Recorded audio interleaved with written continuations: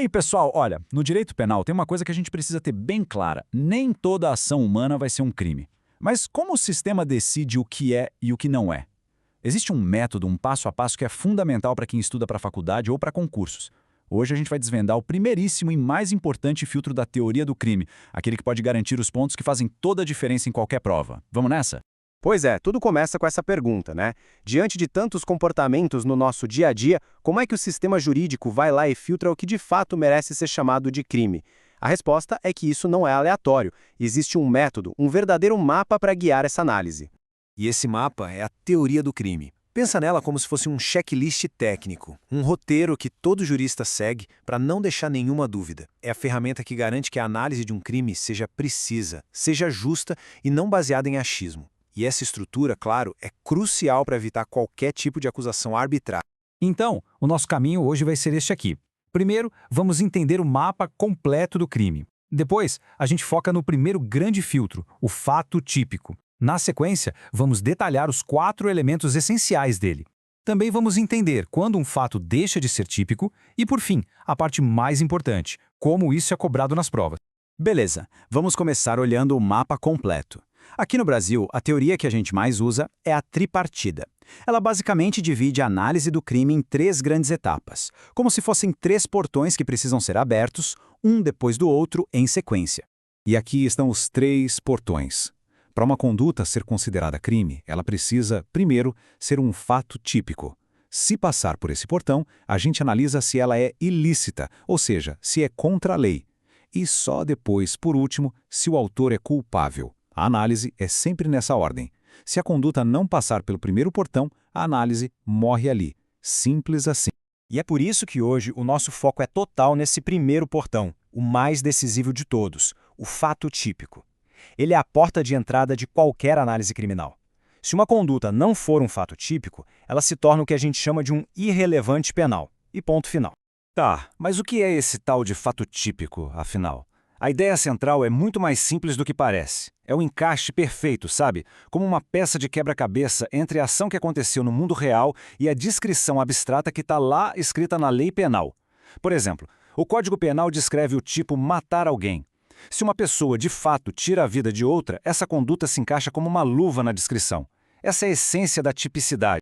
Só que, para ter certeza que essa peça do quebra-cabeça encaixou direitinho, para a gente conseguir abrir esse primeiro portão do fato típico, não adianta só olhar de longe. A gente precisa de 4 chaves, 4 elementos que obrigatoriamente têm que estar presentes todos ao mesmo tempo.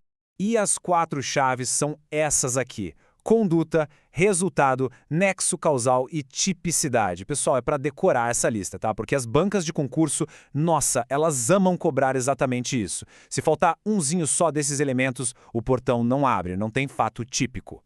A primeira chave, então, é a conduta. Basicamente é o comportamento humano. E atenção aqui para as palavras-chave. Tem que ser voluntário e consciente. A gente não analisa um raio que cai, nem um ato de alguém sonâmbulo. A conduta pode ser uma ação, como dar um soco, ou uma omissão, como uma mãe que, tendo o dever legal, deixa de alimentar o filho. A segunda chave é o resultado. É a consequência, sabe? A mudança que a conduta causou no mundo real. No crime de homicídio, o resultado é a morte da vítima. Mas, um ponto de atenção aqui que cai muito em prova. Nem todo crime exige um resultado naturalístico. Nos chamados crimes materiais, como o homicídio ou o furto, ele é indispensável. Vamos para a terceira chave, o nexo causal. Pensa comigo, não adianta nada ter uma conduta e um resultado se eles não tiverem uma ligação, né? O nexo causal é exatamente essa ponte, esse link que prova que foi a conduta de A que de fato causou o resultado B. Se essa ponte for quebrada, o fato típico desmorona. E finalmente a quarta e última chave, a tipicidade. Aqui é o gran finale, o encaixe final. É a confirmação de que aquela conduta, com aquele resultado e aquele nexo, se amolda perfeitamente ao que a lei descreve como crime. É a formalização do nosso quebra-cabeça montado. Ok? A gente viu as 4 chaves. Mas e se uma situação tem tudo isso, mas é uma coisa boba, sabe? Insignificante? Será que o direito penal tem que se preocupar com qualquer coisinha? A resposta é não. E isso nos leva para um conceito um pouco mais profundo de tipicidade. É aqui que entra um conceito fundamental, que é o da tipicidade material. Não basta aquele encaixe perfeito na letra da lei que a gente chama de tipicidade formal. É preciso que a conduta tenha realmente causado um dano relevante para o bem jurídico que a lei quer proteger. Pensa no furto de uma caneta baratinha. Formalmente é furto, mas a lesão para o patrimônio da vítima é tão pequena que o direito penal, por uma questão de relevância, nem deveria se preocupar com isso. E é justamente daqui que nasce o famoso princípio da insignificância ou o princípio da bagatela, como alguns chamam. Ele é a ferramenta que o sistema usa para dizer, olha, formalmente isso aqui até parece crime, mas a lesão foi tão mínima, tão insignificante, que não justifica movimentar toda a máquina pesada do direito penal. E aí, o fato se torna materialmente atípico. E se não tem tipicidade material, não tem crime. Para isso ficar bem claro, vamos olhar um exemplo. De um lado, A atira em B e o mata.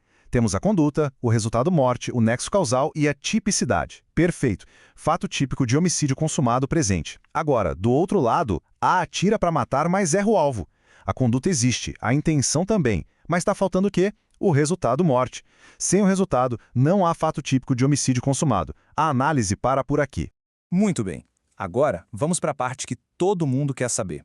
Como é que isso cai na prova? Foco total aqui, pessoal. Vamos direto ao ponto. Então, o que as bancas mais cobram? Primeiro, a identificação desses 4 elementos.